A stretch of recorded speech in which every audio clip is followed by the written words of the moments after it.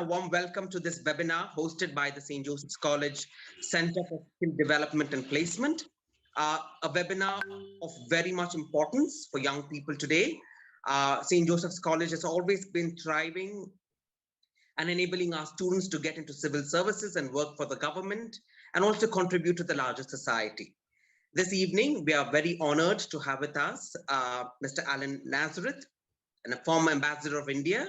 I will read a short introduction of Sir, after which Sir will speak about Indian Foreign Service as a career opportunity.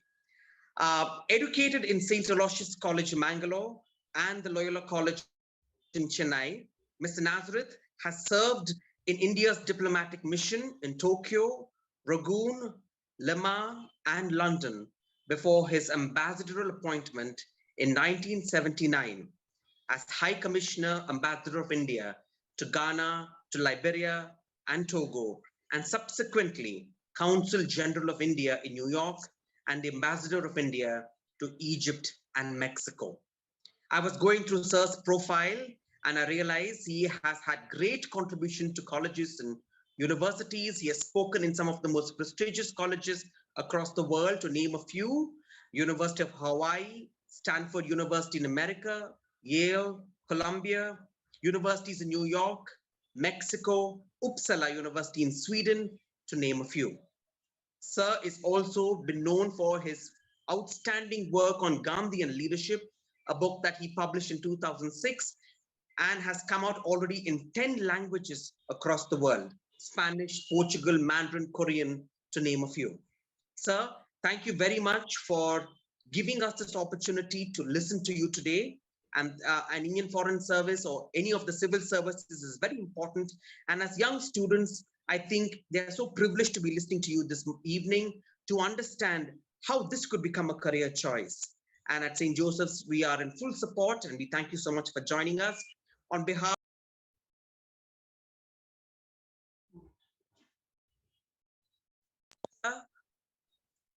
of our director, Father Principal, Sir, I extend to you and the placement team, I extend to you a very warm welcome to this webinar.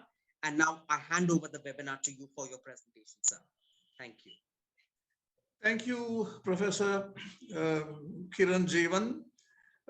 It's a great joy for me and an honor too to be able to speak to students of St. Joseph's College, to senior students of St. Joseph's College. And I'm very grateful to the principal, Father Victor Lobo, Father Schweber de Silva, who is in charge of the PG studies, and my longtime friend, Father Denzel Lobo, who has made this particular webinar possible. Now, I will begin by speaking about career options and the foreign service therein. Now, ever since I retired, when I've been looking around, I find that for graduating students, they normally do the following things. Either they join their father's profession and become lawyers and doctors and such other things, or else they think of going into the IT sector. Those of them who have got MBAs, of course, the preferred choice is to go into the corporate world. Very few of them, I find, think about any government service as a career choice. Those who do so sort of think mostly about the IAS or the IPS. Very few of them, in fact, think about the foreign service, partly because I think very few of them know very little about it. That's number one. Now, the great advantage that I see as far as the foreign service is concerned, having spent 35 years in it, more than any other government service, it provides the chance to study, to lecture, to meet people at the highest levels in every country that you serve, to travel to these countries, to see a good bit of the world, and to learn a good bit of the world on all these travels throughout the world. Now, that is, of course, a great advantage. The other great advantage about the Foreign Service is that you are seeing history being made at very close quarters. A little later, I will tell you some of the instances where I saw history being made before my very eyes. Finally, purely in terms of perks, though the salary that we get, seems absolutely nothing compared to salaries in the corporate world.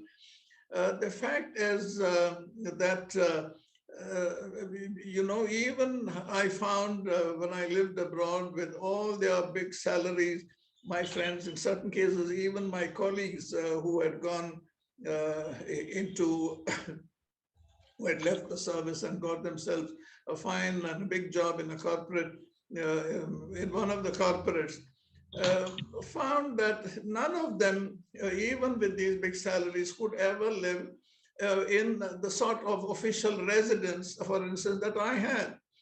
In New York, to give you an example, my residence was on top of the office building, which was 4 floors. The first 3 floors was the office, and the fourth floor, the entire fourth floor was the Consul General's residence. The address was 3 East 64th Street. It was just across the street from Central Park, within walking distance on the one hand from St. Patrick's Cathedral and on the other from the Metropolitan Museum. There couldn't be a smarter address than that. And obviously, I paid not a penny as rent. Besides, I had an official car, chauffeur-driven car, to take me around, flying the flag, which is such a great honor. This is purely as far as the perks of the service are concerned. So though the salaries are small, you would, those in the Foreign Service lead much more comfortable and elegant lives than any of their colleagues or friends could do in the corporate sector. Now, in the next part, I will speak to you about, give you some instances of my seeing history being made at very close quarters during my service. In fact, it started on the very first day I joined the service. Those days when we joined the service, the same evening we were taken by an undersecretary. On this occasion happened to be Undersecretary Natwar Singh, who later became Deputy High Commissioner in London, ambassador in various places, and finally Minister of State for External Affairs, and subsequently also External Affairs Minister. Now, we were in his presence. He spoke to each of us in turn. There were 10 of us. Number 1 that year was a lady called Surjit Man Singh. She got a little more time than us, but each of us got at least 5 or 6 minutes. He asked each of us what we had studied, where we had studied, why we had decided to join the Foreign Service, and sort of what we expected out of it. At that point, he said something which I'll never forget. He said, "My dear friends, people are going to tell you that the Foreign Service is all about going abroad to lie on behalf of your country. That is one of the definitions of the Foreign Service." And then he said, "I want to assure all of you that India does not expect you to lie on its behalf. Never tell a lie. But please keep in mind, there is no pressing obligation to tell the truth." It was quite amusing, and in a way, it's a good definition of diplomacy, where you are speaking on behalf of your country. You are trying your best not to tell a lie, but quite often you're also trying your best not to reveal the truth, because sometimes or often the truth is quite embarrassing. Now, he had just said this when the Foreign Secretary suddenly came rushed into his room where all of us were sitting and whispered something in his ear. And obviously it was important because his whole relaxed attitude suddenly changed. And Foreign Secretary had spoken to him in whispers, and he replied in whispers and said, "Is this true? Is this true? Has it been confirmed? When did this happen? Who has confirmed this?" Now, we immediately knew that this was something important. Then he turns around to us and tells the Foreign Secretary, "Why are we speaking in whispers? Because these young officers will live with the consequences of today." These were prophetic words. You know what the news was? His Holiness the Dalai Lama had just crossed over into India that morning. This was the 31st of March of 1959.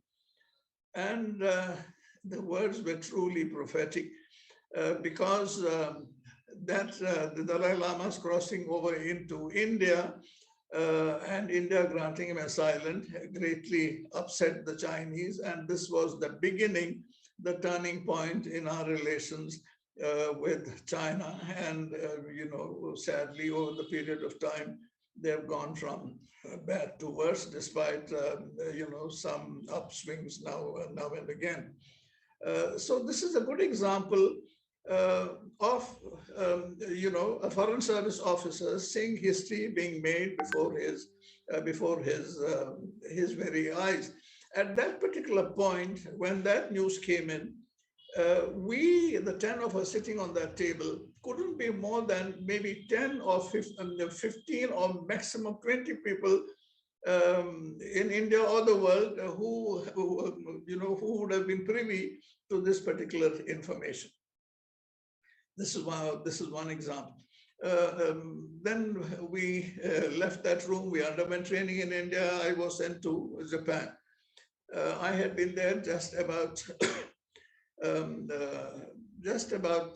4 months. I was sent there as a language officer. I was learning Japanese. And that was the time Air India began its first jet service to Tokyo from New Delhi to Tokyo. It was the inaugural service. And among the VIPs it invited to come on that inaugural flight was the then Chief of Air Staff, Subroto Mukherjee, the first Indian Air Chief.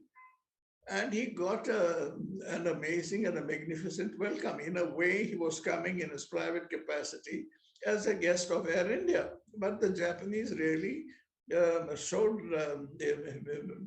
him an incredible honor. All the three service chiefs, Japanese service chiefs, Army, Navy, Air Force, came to the airport to receive him and then drove him into town, along with them in a big limousine with a motorcycle escort. The ambassador gave a reception in his honor that evening, and he left, didn't stay till the end. He told the ambassador, "I've had a long flight from India. If you don't mind, I would like to leave now and rest." So we all assumed he had gone home to rest, and I think that was his intention. But I and the other officers were woken up in the middle of the night to convey by our military advisor, whose name was Colonel Mehta, to say, "Please, we all have to get to office early tomorrow because a dreadful thing has happened. The Air Marshal has died." We just couldn't believe it. No one knew what had happened. But when we got to the office the next morning, we learned that after he had gone to his hotel, a friend of his, also from Bengal, who was a retired naval admiral who had been stationed in Tokyo to buy critical and high-tech spares for the Navy from Tokyo. So he was based there. So he came to call on the Air Chief Marshal and told him, "Well, you had your reception and all that in the ambassador's residence. Now I think I'd like to take you out to a typical Japanese dinner." The man agreed, since he was a good friend, which I think he should not have done. Anyway, he took him out to this Japanese restaurant, which is one of a fine restaurant. where they served a typical Japanese meal.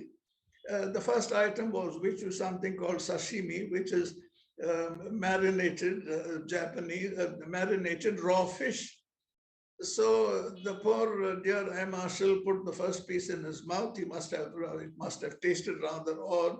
He should have spat it out, but instead of that, he tried to swallow it. Sadly, it got stuck in his throat. By the time they could get any medical assistance around, he died.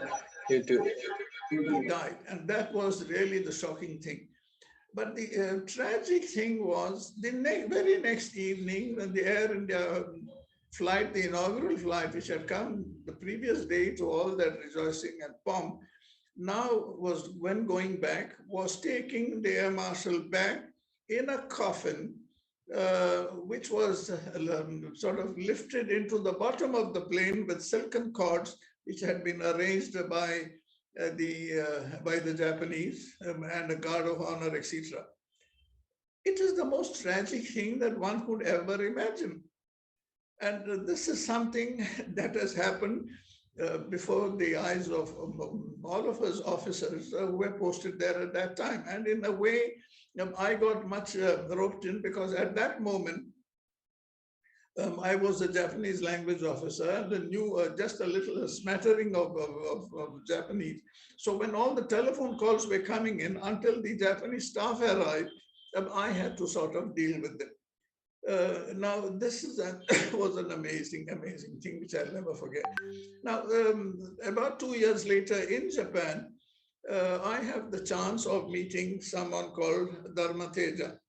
Dharmateja was a highly educated nuclear scientist who had studied in Chicago with great scientists like Enrico Fermi and others, and then had even got himself a job in Switzerland in something called CERN, the European Center for Nuclear Research. Now, maybe on one of his visits to Switzerland, when Nehru came, this one went to call on him, and in speaking, Nehru those days always would invite highly trained Indians to come to India and contribute to India's scientific and other progress. Now, he apparently mentioned various fields in which he could help, one of which incidentally happened to be shipping.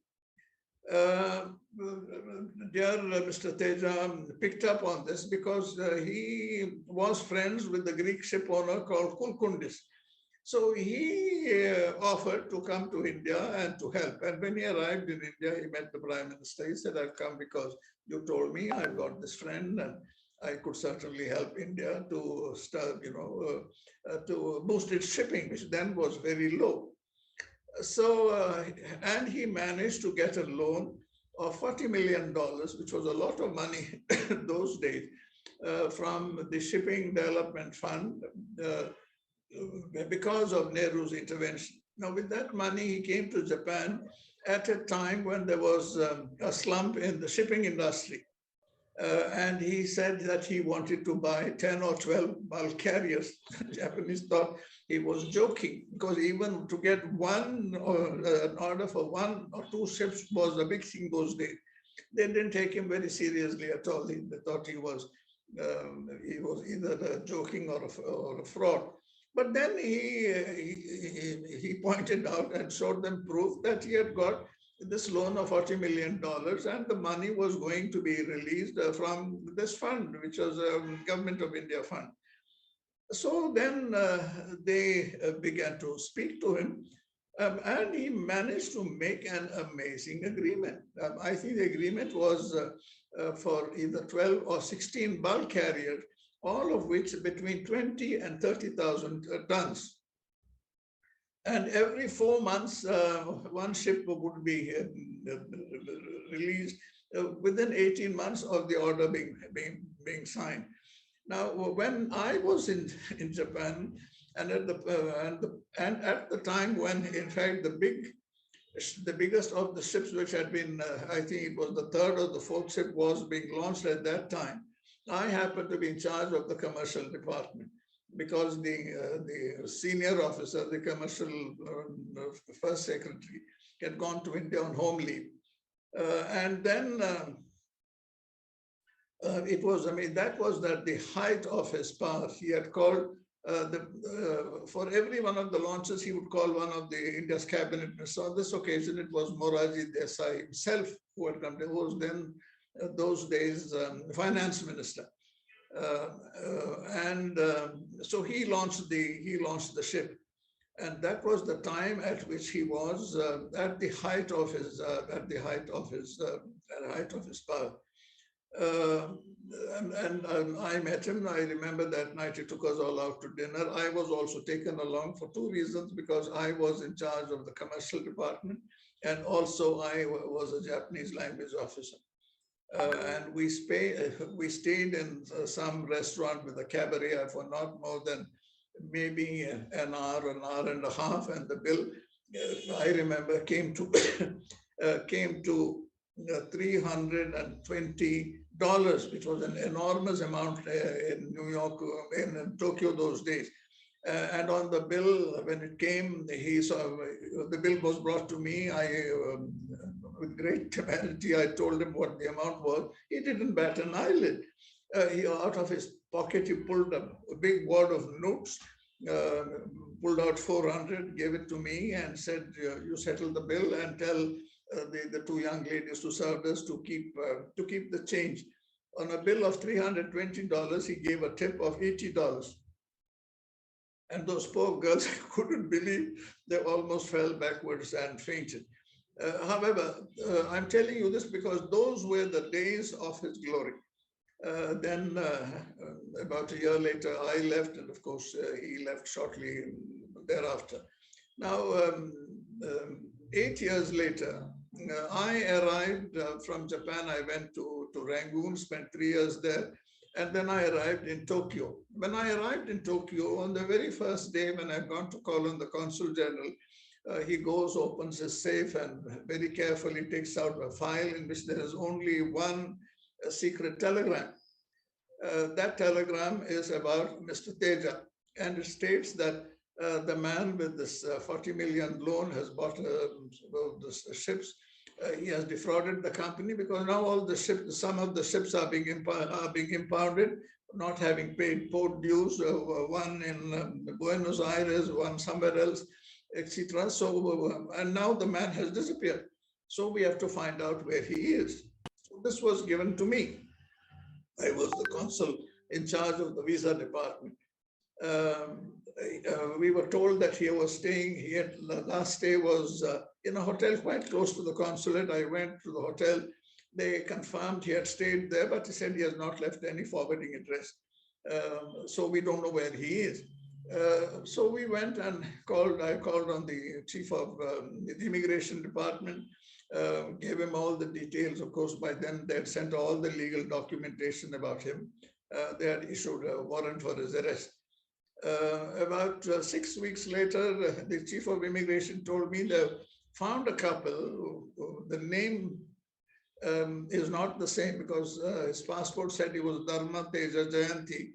He had changed his name and he was now called Jayant Dharma Teja Jayanti. He had made it Jayanti Dharma Teja or something to that effect. The same names, but they were interchanged. He said, "Is this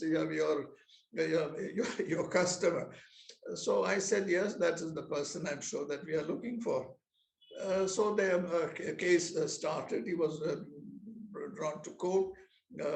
They made a big statement that they are innocent, they are did their best to serve the country, that because of political rivalry, the political and economic rivalry, his rivals had fostered this case on him. In the meantime, actually, Jawaharlal Nehru had passed away. So this was the sort of statement he made in the court. When they applied for bail, our lawyers tried their best to resist it, but the judge, because they looked so respectable, he granted them bail and fixed a date 8 weeks later to study all the documents and have the case. When the case next came up for hearing, his lawyer produced a telegram and said that since Mr. and Mrs. Teja had lost confidence in the US courts, that they have departed the country. Where they went was not known. Now to find out where he was, and it's an amazing story. Since he had fled the country, me and my colleagues had sent around notes to all the consulates in New York, which incidentally is the largest consular corps in the world. Even the smallest countries have a consulate. And we went and called on all of them. I think in those days, almost 120 or 130. And then we told them all this. About 3 weeks later, I get an agitated call from the consul in the consulate of Costa Rica, a small remote in Central America, with which we didn't even have diplomatic relations, saying that, that Mr. and Mrs. Teja are in this country. I said, how do you know? He said, because they had come here applying for a visa. I had pointed out to the consul general that, there are cases against him. We've got a note from the Indians not to give him a visa. But by the time he had spoken to the consul general got instructions from their foreign minister there to grant the visas because someone in a high place had recommended their case. So now we knew that he had gone to Costa Rica, and I was asked to proceed to Costa Rica. I didn't know Spanish. We didn't have a friend there. The only thing that I had in my favor was that this consul, his name was Alfredo Lizano, offered to accompany me. So both of us went there. He suggested we first go to Mexico because a former president of Mexico, who was the uncle of the president of Mexico, was now Mexico's ambassador in Mexico. So we went to Mexico. We met him. When we arrived there, we found that he was in a hospital. He had just had a heart attack and was recovering from it. So Lizano asked for a letter from him. He said, I have no condition to give you a letter. But he said, I'll give you my card. And on the back of the card, he wrote this little note to his nephew, who was president of Costa Rica. Please receive these friends of mine. So we arrived in Costa Rica. It's an amazing story. When we arrived in the hotel tells me, we have not had any Indians here, I don't know, in living memory. Just 10 days ago, 2 weeks ago, there was an Indian couple who stayed here for 10 days, who just left the hotel 2 days ago, and now you have arrived. So I knew that we had found the confirmation that they were there. Now the next morning, Alfredo Lizano tells me, let's go to the presidential palace. And we enter the presidential palace through the back entrance. The president's wife is his first cousin or aunt or something. So he enters the thing there. She is absolutely astounded to see him, but being with me and seeing him there, she said, oh, why have you come here? Who is this person? He said, no, we want to meet the president. He said, you can't meet him like this. Certainly not with this one. He was in the next room, having his morning's coffee and reading the paper. Then he gives this dear lady the card of the Mexican ambassador, the former president, and he said, you just go and show this to your dear husband. When he sees the card, he agrees to receive us. And this is how it all started. He called the police chief and asked them to extradite this man. He said, he should never have been given visas. I don't know how this happened. Just send them out. By the time the police went to his house to catch him, someone must have tipped him off. He had suddenly slipped off.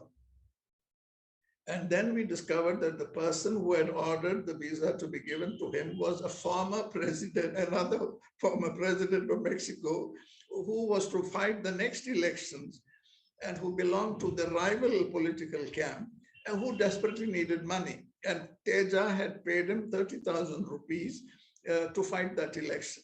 And the next year, with that money, he fought that election, won it, and became president. Now, once he became president, Teja thought he had sort of won his case. He managed to get himself a diplomatic passport, and Costa Rica was too small a place for it. So one fine morning, about a year later, he decided to go on his haunts in France and Germany. In fact, he had a mansion in the south of France. And now, one thing for him was that during that visit and following visit, I had left some friends behind, one of whom was a former foreign secretary of Costa Rica, who was an ardent Gandhian. In fact, when I asked to call on him, he said, "Dear Senor Nazareth, normally I would not receive you because you have no appointment.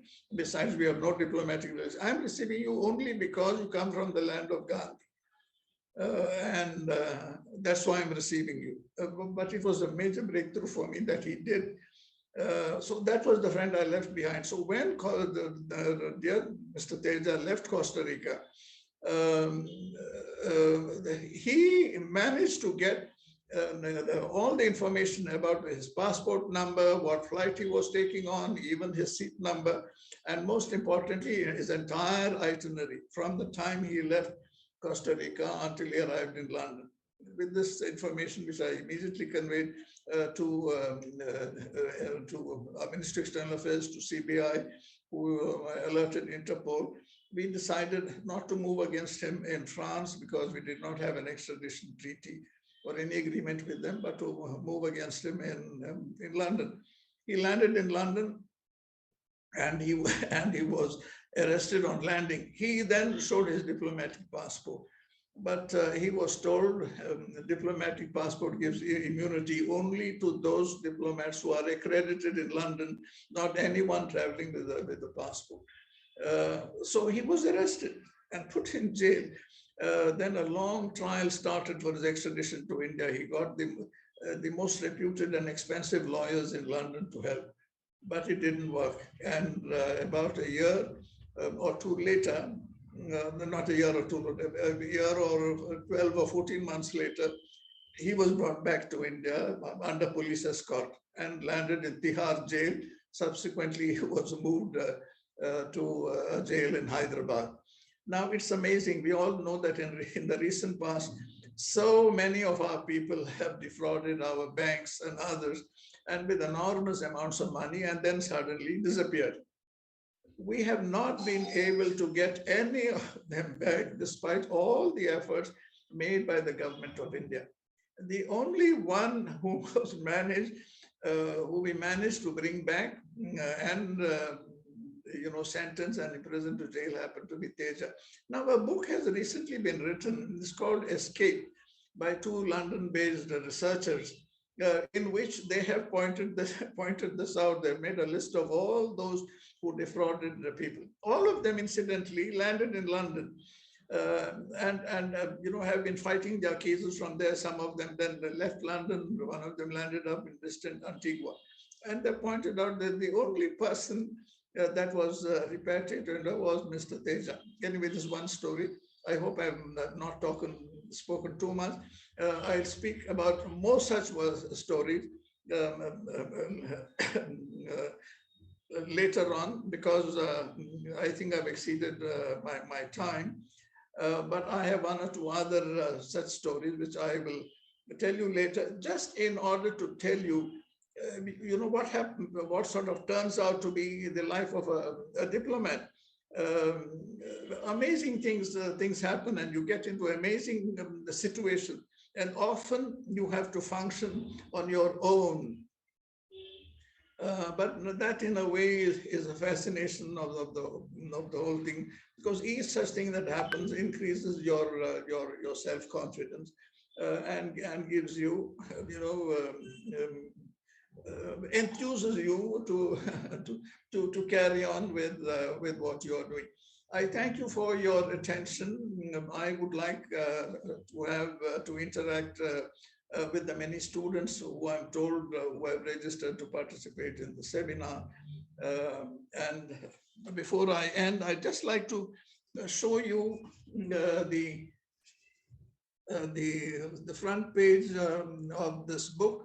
It is in your library, but I would also suggest and urge those of you who are seriously interested in thinking of the IFS as a career option to buy the book and to read it. You will find it fascinating. There are also amazing pictures in it of the many historic people I have met. I thank you for your attention. I shall stop here at the moment. I look forward now to interaction with all of you.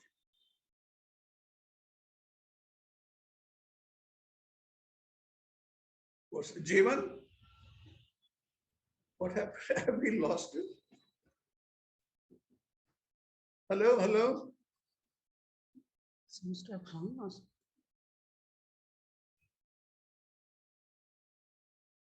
No, they're all there. They're all there. Call him.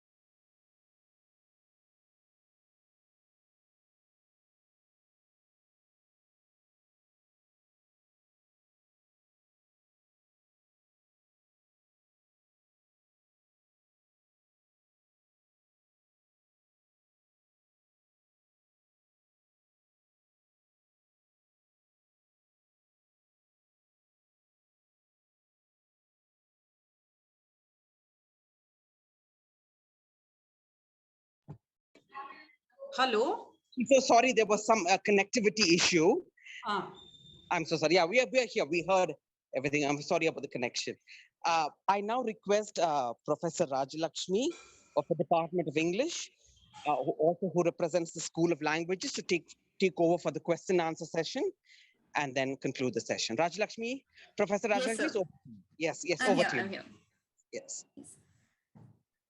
Thank you, Mr. Nazareth, for that very adventurous anecdotes of your life, for sharing those adventures with us. So now, students, the floor is open for questions. So if you have any questions, you can put your questions down on the chat box. For those of them who are listening from YouTube, you can put down your questions on the chat. There you go. I will pick your questions and will be communicating it with Mr. Nazareth.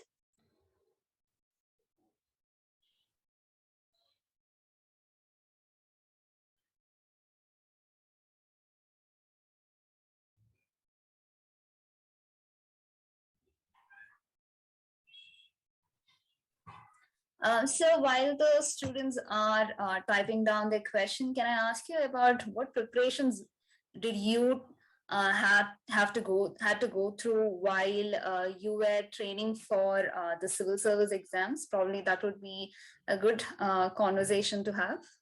Yes. Um, I did not get through on my first attempt.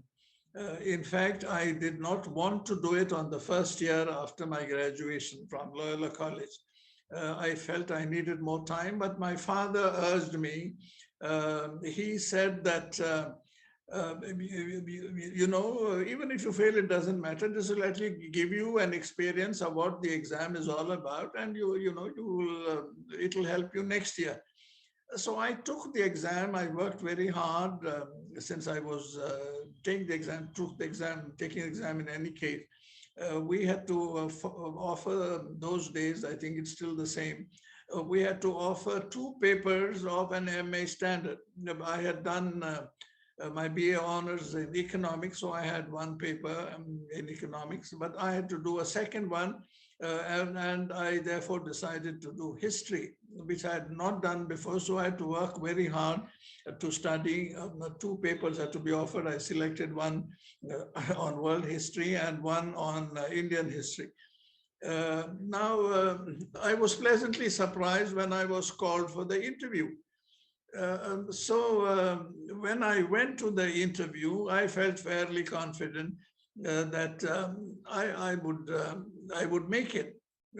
Particularly when I found on the same day as the interview with me, there were the others who seemed so timid, whose English was not very good. So I thought I was the smartest of them all, and I felt very confident I would get through. So I was quite disappointed when I found I was not selected, and shocked when the results came, when the marks came, where I found that I had got fairly high marks in the written exam, and in the interview, I had got just 40 out of 400. I was stunned. I couldn't believe, how I could have done so badly. So in fact, I did not want, I was so crushed, I did not want to do the exam the next year. But my father, a deeply religious man, he said, Alan, we can see only up to the horizon. God can see beyond. I'm pretty sure next year he will have something better for you. So please do this exam. Don't be disheartened. We are here to help you. I'll support you in every way. So very reluctantly, I did the exam again the second year, worked even harder. But when I went for the interview, I was terrified because, all the effort on all those hours could be washed away in just 20 minutes of that interview. Now, very fortunately for me, that morning, I was staying in Constitution House, which was arranged by Mr. Joachim Alva, whom my father knew. He was MP, and my father wrote to him, so he arranged for me to stay in Constitution House. When I went for breakfast the same morning, the next morning, that afternoon was my interview. When I came there, I found someone sitting at the far end, having his breakfast all by himself. So I asked one of the bearers, who is that gentleman? They said in a sort of a whisper, he is the brain box of the Foreign Service. He stood first last year. He was a Rhodes Scholar. His name is Peter Sinai.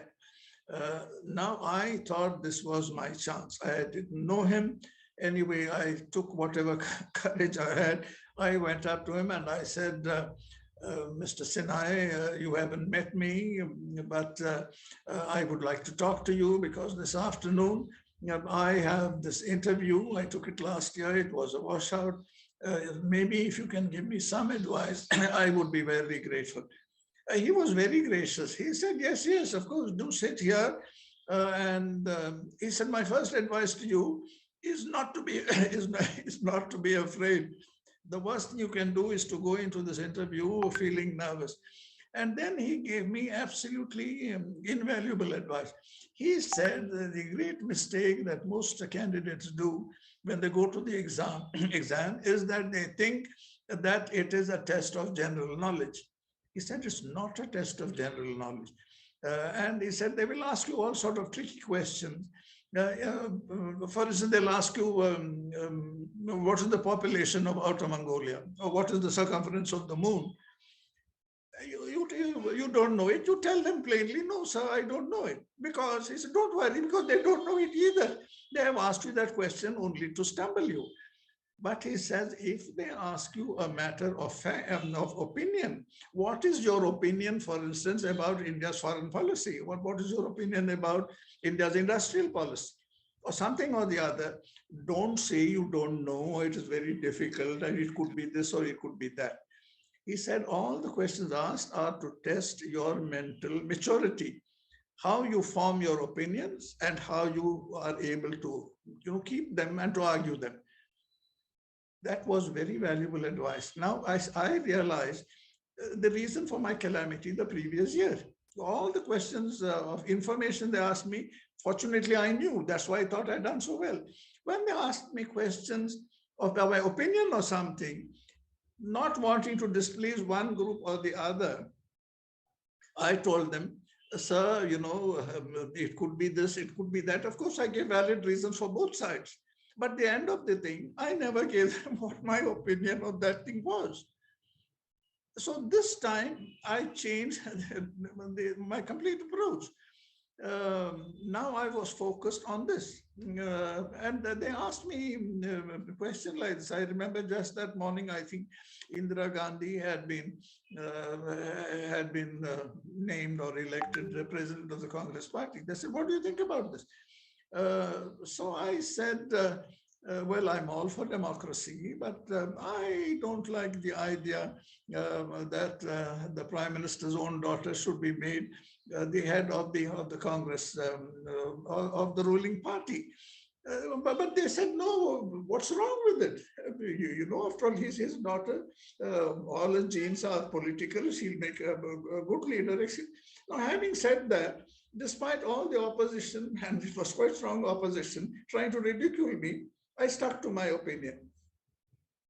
And that really helped. Then they asked another question. There was also a proposal those days to set up a second capital in India. What do you think about this?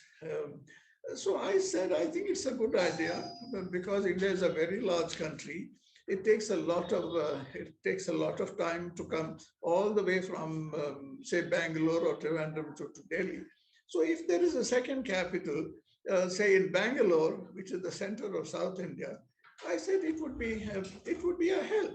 Not only that, then the people from the north, all the North Indian legislators will come to the south. They will learn a little more about the south, and all. It would be a good thing.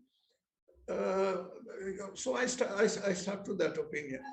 The last thing that happened, and I really thought I was sort of would be shipwrecked in port. The chairman was a man called Hejmadi. From my part of the country, Konkani speaking. And he said, yes, Mr. Nazareth, we finished, you can leave. I was about to get up and leave when one person on the board who had not asked me a single question suddenly stopped me and he said, oh, Mr. Nazareth, I remember he had an enormous sort of a mustache, walrus type of mustache. And he said, in your application, you have stated that you are a Boy Scout. Can you recite the Scout promise? My God, I was terrified. I had not recited it for many years.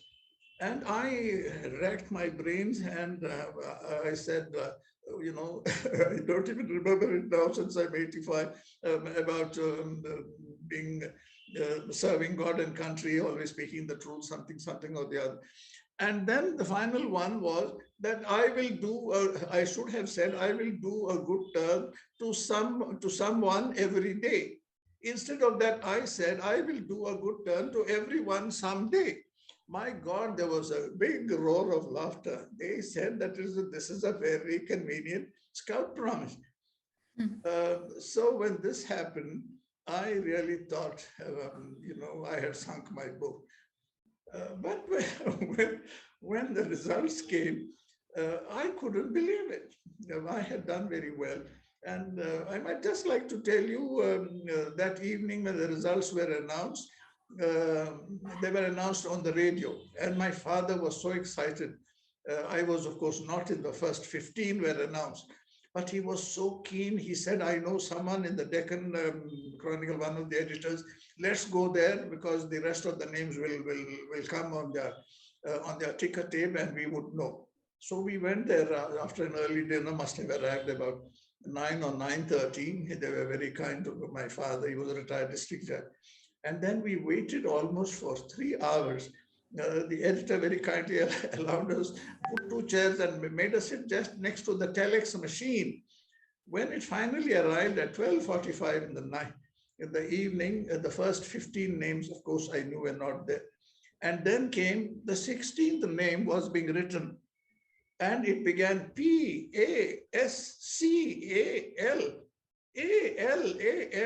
and then NAZ, etc. Honestly, it was the most exciting moment in my whole life. It was like the hand of God writing my destiny on a machine. And that was really what was so very exciting. My father embraced me. He began to sort of weep and he said, "Thank you, Jesus. Thank you, Jesus." I must confess, I also was weeping. Now, neither of us noticed that the entire editorial staff had gathered around us and we're watching all this. And one of them said, "It's too late in the night for us to get any pedas for you. But here is a bowl of sugar, so we are going to put some sugar in the mouth of both of you." That is my story of how I failed the first time and came through the second time. I'm sorry, it has taken me longer than I expected. No, sir, no. Thank you so much for sharing that. So I have few questions. These are questions from by the students. So Sai Charit Kumar wants to ask you. So his question is, as a diplomat, were you a negotiator or the mediator between India and the host country? Well, he is both. He is both. Sometimes he's mediating, sometimes he is negotiating. Of course, negotiating much of the time on trade matters and such other things, even when political agreements are made. But as far as mediation is concerned, I must give you an interesting example. When I was ambassador in Egypt, the Gulf War took place. And the Gulf War, the first Gulf War, was all sort of set up. Iraq, in fact, had been seduced, if I may say, to invade Kuwait because they wanted to, the West wanted to destroy Iraq. It was growing too strong. It had become a threat to Israel, and they wanted to find some excuse. And there was a dispute between Iraq and Kuwait. The American ambassador went and met the Iraqi Prince Saddam Hussein, and he said, as far as we are concerned, if you and Iraq have some problem, and when Iraq has been stealing your oil by making, they've been drilling into Iraq, on a slant. So the earth was perforated in Kuwaiti territory, but it was sent in at an angle of about 30 degrees. So the actual oil was being taken out of Iraqi territory. And Saddam Hussein was wild about it. So the American ambassador went and told him this. So he took this as a green signal from the Americans, who then, invaded and occupied Iraq. When this thing happened, everyone jumped in, and the center became Cairo, where the Americans, the British, the French, everyone now in close coordination with Egypt, in order to find a way now to mobilize their forces to attack Iraq. Now, I, as the Indian ambassador, India always has had the role of a peacemaker. I tried my best to persuade the Egyptians, don't fall into this trap. We in India know this from the days when the British were in India, where one little state, is induced or seduced to attack another state. And in the end, what happens? All of India is conquered, and it is the British that have taken on. I said the same thing is sort of happening here. You beware of all these things. Egypt and Iraq are Arab brothers. Don't fall into into this trap. So do your best in order to find a way out. And I'm sure there is a diplomatic way we can find. Give us time. India is willing to do something on it.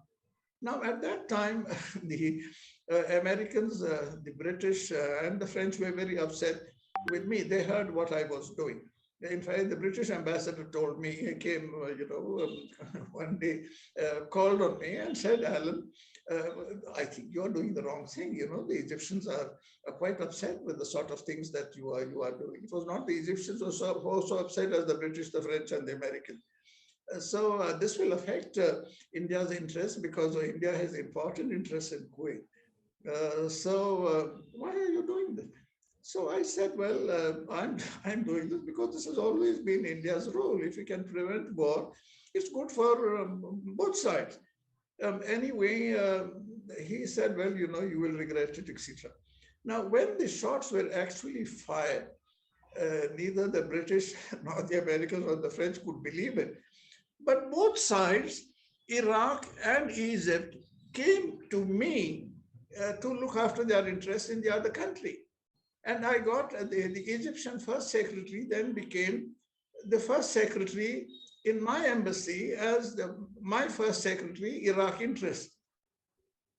That was the amazing thing. Of course, though the war went on, sadly, and both sides got destroyed.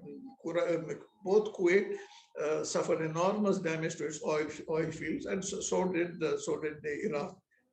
And what I said came true, that ultimately the people who benefited were the Americans, the British, and the French. So that is, a diplomat's mediatory role, of which this is a good example. Right. Thank you, sir. So there's another student, Subhash Herur, who's asking, students are hesitant to get into positions like IFS and IAS due to the corruption and power abuse by the people above them. What do you think of the situation? About the corruption? Yes, corruption and power abuse by people above them. Yeah. And now I would say this is one of the great advantages, in fact, of the Foreign Service. That unlike the IAS and the IPS, who have to work so closely with their political masters and are subjected to all sorts of pressures, quite often their promotion prospects, depend upon their compliance with the political orders. Which is a sort of thing that we are generally exempt from because we are far away from our political masters. Though it does happen even to us, sitting there, and I will give you two examples. In the entire 35 years of my career, I wouldn't say that I've had too many such instances of political pressures, but there are at least two ones I can tell you quite clearly. One was I was in London. As those days I was sent on an unusual job which no Foreign Service officer had been done before. I was put in charge of the supply wing in London, which buys about 30 million worth of Army, Navy, Air Force spares every year. And there was someone from the Ministry of Supply in charge right from the start, and apparently, was unable to control that thing because the number of civilians in that organization is not more than 4 or 5. All the others are military officers. In fact, the deputy when I arrived there, was of the rank of a naval commodore, quite a senior officer. And there were wing commanders and all sorts of others. It was really like being in charge of a military unit. So apparently they were not able to have the people, the officers of the Ministry of Supply, we couldn't do it. So I was selected, and I was selected because at that time I had been working in the Ministry of Commerce. And I knew something about commercial practices, how agreements are negotiated, etc., etc. So I was selected. I was the first Foreign Service officer to be selected on this job and sent there. Now, I knew it was very difficult, and I also knew what I had been told, that I could save my government, 50,000 pounds, but if I lost even 100 pounds, I would be drawn on the coals for the 100 pounds I lost rather than for the 50,000 pounds I had saved. So it was a high risk job. I had been there just about 3 months when I got a call. My secretary said, "Sir, there's a call for you from Delhi." I could understand from whom it was. And that person speaking to me was speaking in Hindi. So he said, "Nazareth hai?" So I said, "Yes, ji haan, मैं Nazareth हूँ." So he said, "हाँ, देखिए," and then he spoke to me in Hindi, but I'll tell you in English. He said there is an important requirement for the Indian Air Force. These are urgently required. There is someone in London we are in touch with who has promised to help us in getting these pairs, very early. So I've told him to go and meet you, and you please, help him. That is coming on my behalf. I couldn't believe this because I was obviously now asked to do something, underhand. I went and met the High Commissioner, was B.K. Nehru. Sir, I told him I'm terrified. I have not done this before. I never wanted this. I can do, I can tread this straight and narrow and handle it. But if I'm got to do things like this, underhand, as is obviously intended, we cannot handle this. Please relieve me of this. So he was quite cool. He said, "Don't worry, I will support you in all." He said, the fact that this has come, this is underhand, gives us a good opportunity to find out how all this works. So I said, "What do you advise?" "I advise you to accept that invitation." I couldn't believe it. So he said, "No, do it. You go and find out what actually is this thing, what he has been told, what he intends to do." So I took his advice and I went with him. He took me to a very smart restaurant, obviously an expensive one. It was a club, a private club, where on the menu, not even the prices are maintained. When I sort of asked him, no price is mentioned on this. He said, "Mr. Naz, this is a sort of club where no one worries about the prices. For those who worry about the prices, this is not the club for them. You're my guest, so don't worry." So a guest is supposed to normally be kind to the host and not order anything very expensive. But so I decided I was going to get whatever I liked best of all, whatever the price. So we went through the dinner, which I enjoyed. And when the dessert was called in, he then pulled out something from his pocket and showed it to me. This was the copy of an Air Force indent, marked top secret. Now, we in our supply wing had not yet received that indent. So this was the first time I was seeing it in the hand of someone who's obviously an agent. So then he tells me that this is going to take a long time if you get it from the manufacturer. But I know a vendor who stocks all these original parts and who can supply them to you immediately. No doubt it'll cost a little more, but what does it matter? Indian Air Force doesn't worry about these small little things.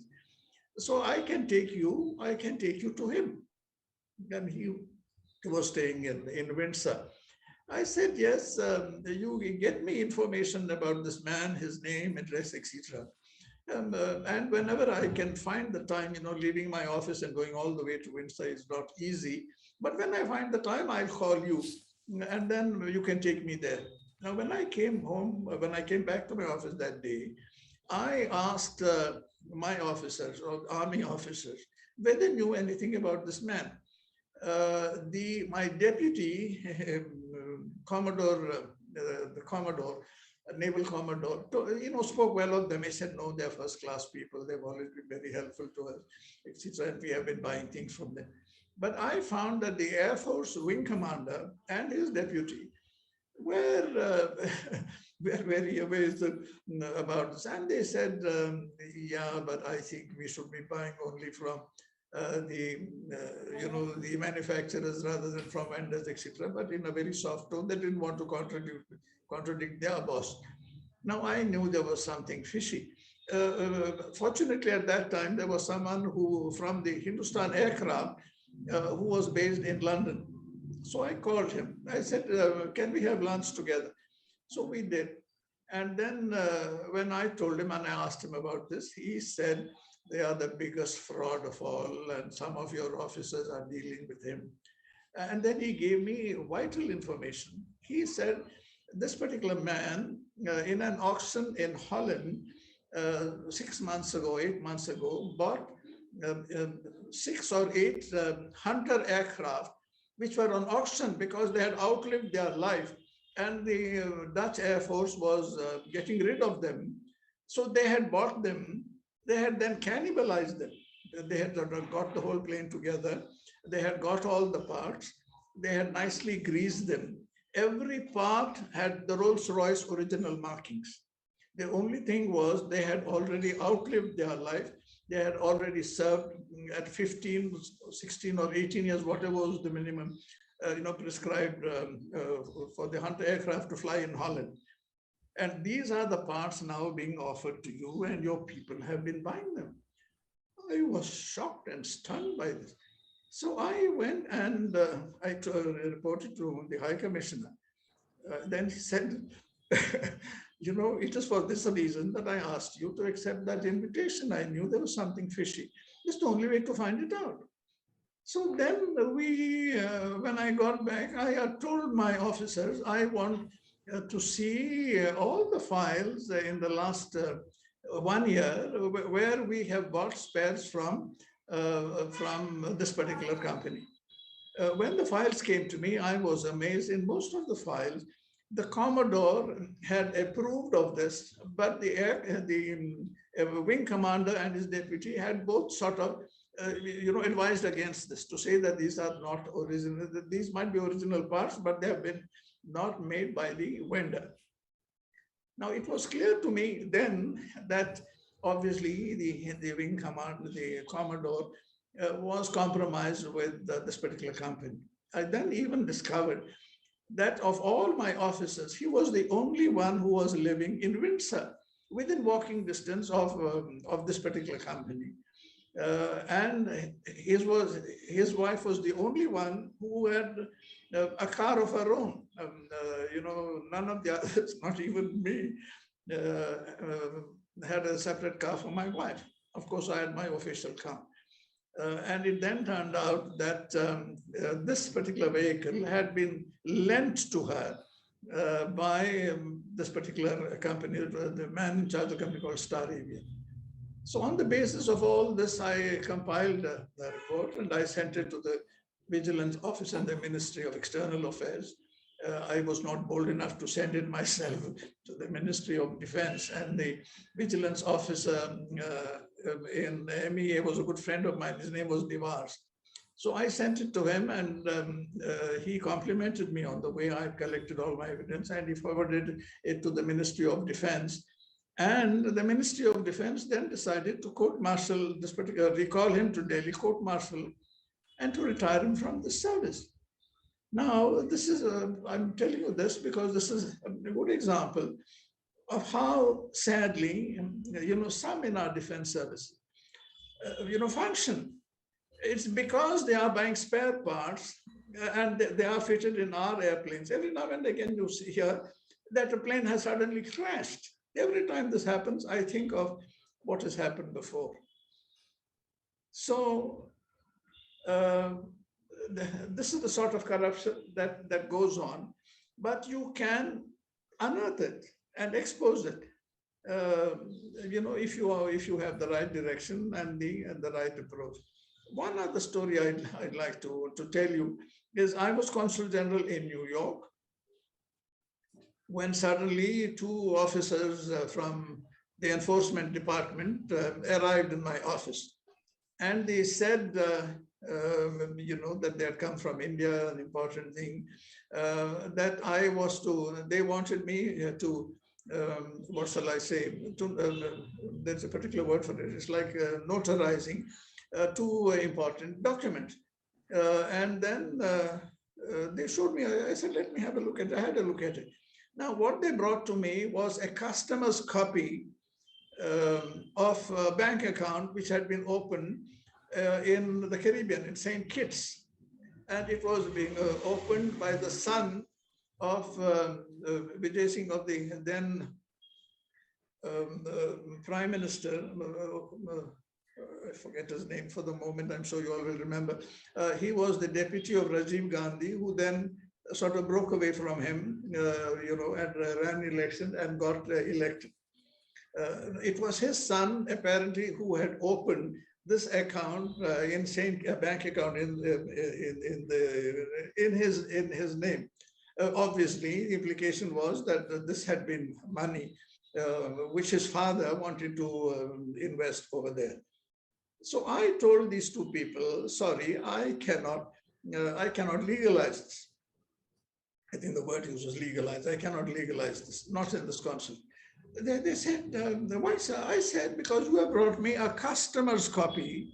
A customer's copy can only be brought to me by a customer, not by someone from the ED department. So obviously this was clearly a false account which they had opened and now wanted me to legalize. They said, but we have been sent from the PM's office. I said, that doesn't,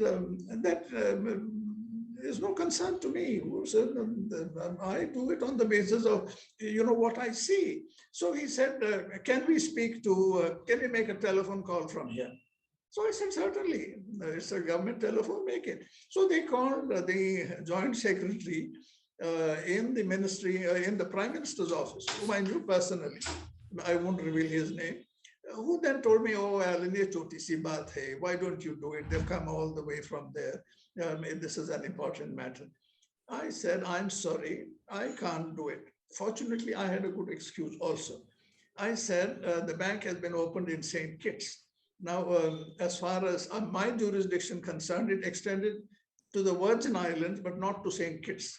So I said, this is covered from the Embassy of India in Washington. So if this must be done, well, they will have to go to Washington. I'm not going to do it in any case for these two reasons. I cannot, I see it's a customer's copy. Number two, it is in St. Kitts, which is not part of my jurisdiction. So they went to Washington. They were quite upset because they wished to go back to India the same day. Now they had to postpone it by 2 days. They had to go to Washington. Washington then got it legalized for them, and they went back to India. Well, everything apparently seemed okay for them until the elections took place. And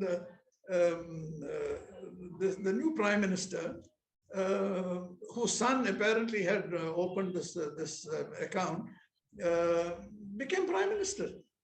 So they ordered a CBI inquiry into the whole thing. And it then came out that this was a false thing, opened with the help of this godman called Chandraswamy and his contacts there, in order to defame the new Prime Minister. And those two ED fellows who had come to me and tried to pressurize me now got arrested and were sentenced to jail. So the important thing also in this is, when you are in the service, you'll be under various pressures. Always stick to the straight and narrow. It may be because of this, I paid the price that when it came to my posting, my final posting, I had expected, and everyone had expected, that I would be sent to Japan because my language and the service was Japanese. But I didn't get sent to Japan. I got sent to Mexico. Mexico, at my seniority, now was a mission with just 4 or 5 people, plus some local staff. Tokyo is one of our top embassies with maybe 200 staff, Indian and Japanese, and a very, very important mission. So I got punished for it. in this way.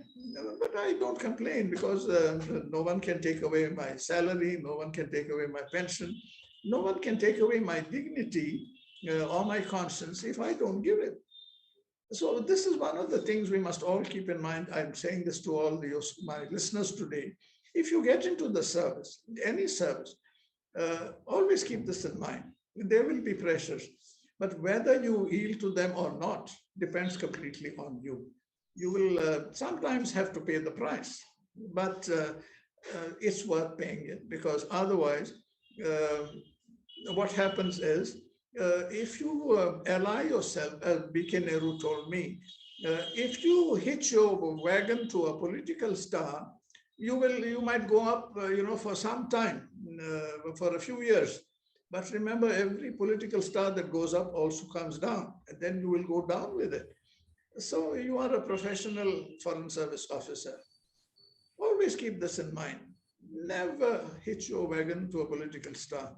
Oh, incidentally, I want to mention in the introduction, Professor Kiran Jeevan spoke about our working for the government. We don't work for the government, we work for the country. And we are like lawyers holding a brief. We will argue any brief that is given to us, so long as our conscience permits us to argue it the way we can, or we will. So our constitution, our loyalty is to India, to the Constitution of India. We have all taken an oath to protect the Constitution. And there will be occasions when we will have to say no to the government. And there is an important definition of patriotism: to be always loyal to the country and to the government only when it deserves it.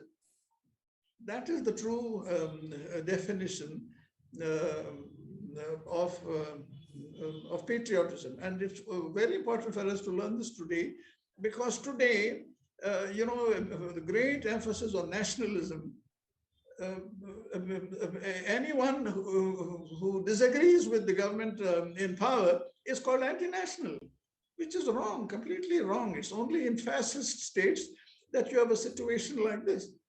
Our duty is to be loyal to the Constitution of this country, not to the government in power at the time. We will be loyal to the government, and we will be, in praise of the government, so long as it abides by the Constitution of India. When it doesn't, sorry, they will not have my loyalty. And I will stand up and I will criticize it in whatever way, and oppose it to whatever way I can. Right. Thank you so much, sir. I had a question. So a lot of students have a lot of questions, and we have exceeded our time limit.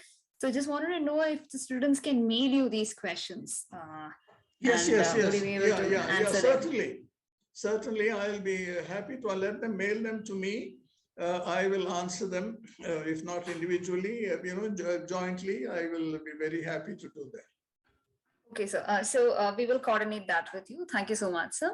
Yeah, okay. And once again, I urge them to read this book of mine. It's available in your library. Of course, it's also available on Amazon.in and on Flipkart. Thank you all so much. Thank you.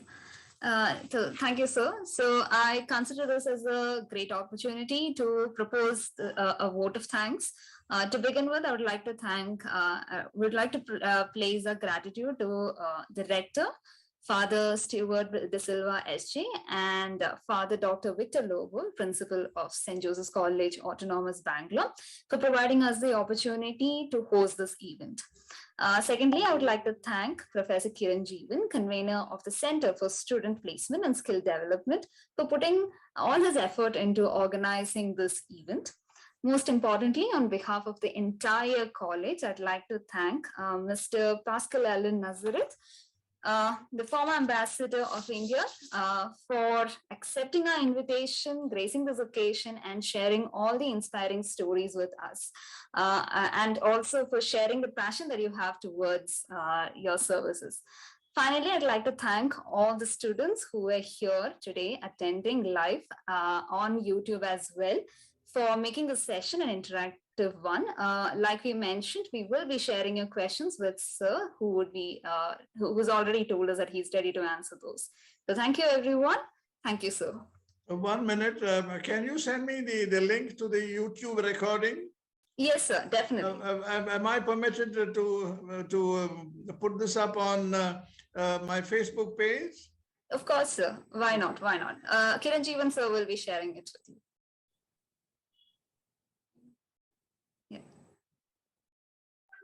Yes, sir. I will send you that link by email, sir. Thank you. Thank you so much. Thank you very much, sir. We're so happy that you are here this evening. Thank you very much. How kind of you. Thank you. I will share your email with the students as well.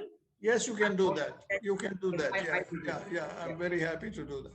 Yes, sir. Yes, sir. Thank you very much, sir. Thank you. Thank you. Thank you, Rajalakshmi. Thank you so much for moderating the question answer session and for proposing the vote of thanks. Thank you so much. And dear students, thank you all for attending and thank you for being here. Please make sure you fill your attendance link before you leave the meeting. It will be posted in the chat group. Okay, young lady. Thank you for attending my session and listening to it. Did you? I You found it interesting? Okay, switch on that light now. Okay, and bring me something to drink.